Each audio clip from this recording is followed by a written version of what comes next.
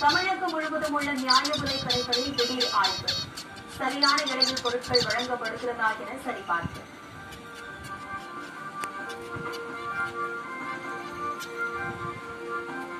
தமிழ்நாடு அரசு சார்பில் ஹஜ் மானிய தொகையாக 10 கோடி ரூபாய் ஒதுக்கீடு.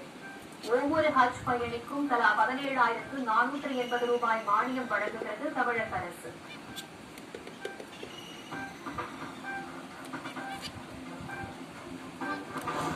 டிஎன்பிஎஸ்சி நேர்முக தேர்வு மதிப்பெண் வழங்குவதில் பாகுபாடு என பாமக நிறுவனர் ராமதாஸ் குற்றச்சாட்டு. நேர்முக தேர்வு முறையை அரசு ரத்து செய்ய வேண்டும் எனவும் கோரிக்கை.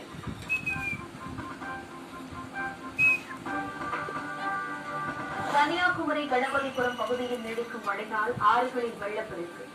வெள்ளத்தில் அடித்து வரப்பட்டு துள்ளி குதிக்கும் மீன்களை வலை விரித்து பிடிக்கும் இளைஞர்கள்.